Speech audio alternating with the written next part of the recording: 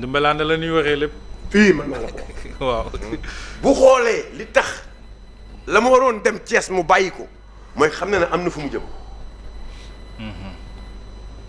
te démobilisation bi mu dund de Mbacké bi tax mu def cette mauvaise déclaration. waaw dafa énervé woon xaalis bu bon duggaat na Touba. daa énervé woon. xaalis bu bon duggaat na Touba. ça veut dire que yow bu mbooloo génn rek xaalis bu bon moo duggaat Touba. am ku xam ca wet. non mais dama am ku xam sa wet ba nga naan ku xam mooy amul nit. fu am nit ma ne fu am nit doo xam ku xamul ak ku daan doo ko xàmmee waaw. doo ko xàmmee sax.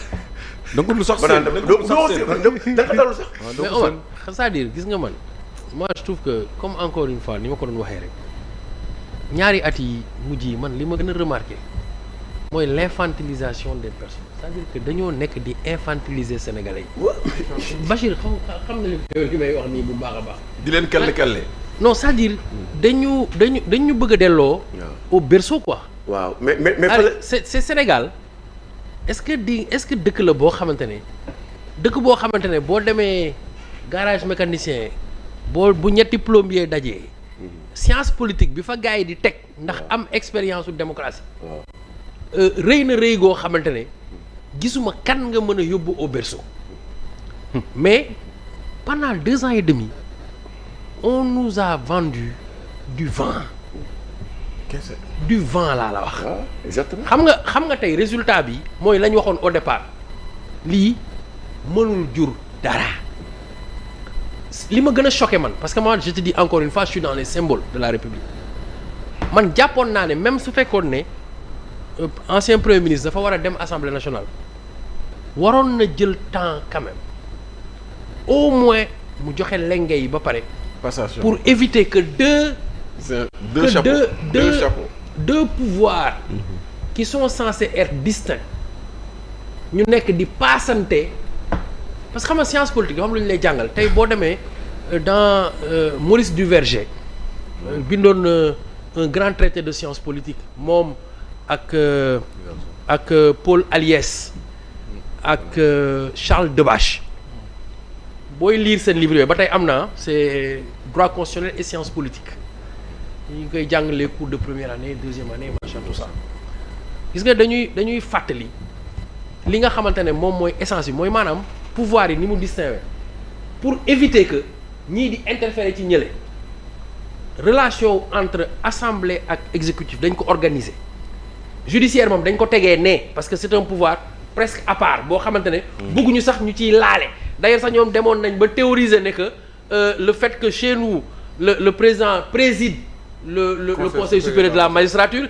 ci biir projet bi c'était quelque chose à bannir finalement c'est rangé aux oubliettes ça nous rejoint encore dans li ñu leen doon wax ne que Sénégal c'est un pays particulier. Très bien.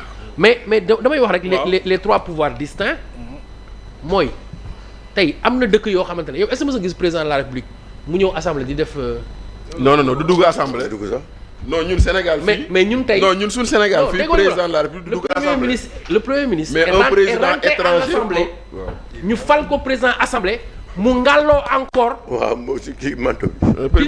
dindi nañ ndomba tànku premier ministre bi. waaw mais defagul passation de service. mu dem ak ngàllu président assemblée nationale. dem def passation de service mais boo xoolee sax ni mu doon.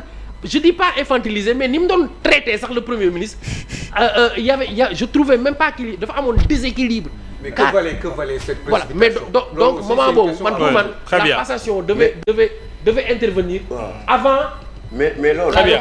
waaw mais on laisse Omar terminer waaw. mais loolu dafa am loo wax léegi. waaw l'homme d'état. kooku homme d'état moo koy xam. c'est-à-dire si on laisse Sonko bu ko c'est que Sonko yàlla mi ñuy dimbali am on est en train de régler son problème man maa la ko wax c'est-à-dire ce qui se passe actuellement nii moom xam na ne leen tey il peut pas mobiliser la masse qu'est-ce qu'il fait d'ailleurs il est dans une stratégie depuis fi Macky Sall dégg ñëw ba léegi da nga gis mu attaqué ko est-ce que dégg nga ko du ko attaqué dafa am beneen cible. lu tax loolu. du ko attaqué parce que il a besoin de lui mais en quoi c'est par stratégie. Sonko a besoin de Macky Sall. Il peut avoir besoin de lui. Non mais attention. mais en quoi et pourquoi. waaw mais non il peut demee. non Omar leeralal loolu pour ñu mën a leer suñu mbir non xam nga da nga ne xam nga la politique c'est un monde d'alliance et de désalliance. amu fa dara mais mën na jéem a xaari uti fa dara. c'est une mais possibilité. Sonko au début sax li mu waxoon Macky Sall ne woon na ko mais Macky Sall deful dara Amadou Ba mooy problème bi. mais si aujourd'hui mais boobu après ndaje ba la. waaw lekkum cere ba. mais dama ne lekkum dama cere ne ba ak yooyu. non dama ne waaw mais dama ne waaw dama ne waaye non dama ne tey bu ñëpp gisee Macky Sall avec tout ce qui se passe amul dara lu mu wax Macky Sall mënu ko waxal dara sax. man loolu laa gën a gëm. waaw mais xëy na amul lu mu ko waxal. waaw am non seulement amul lu mu ko waxal mais mën na wuti leneen suba mën na jéem a wuti leneen si moom suba.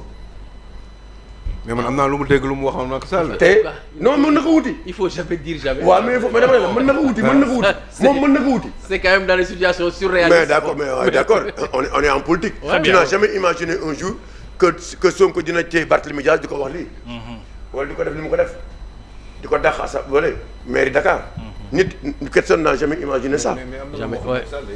kooku la mais li muy wax nii la wax ni. lu mu wax. nee na Macky Sall moo ëpp wërsëg ci àdduna. waaw mais waaw da koy jéem. mais Mouhamed. il paraît que même. waaw. il l'a suivi.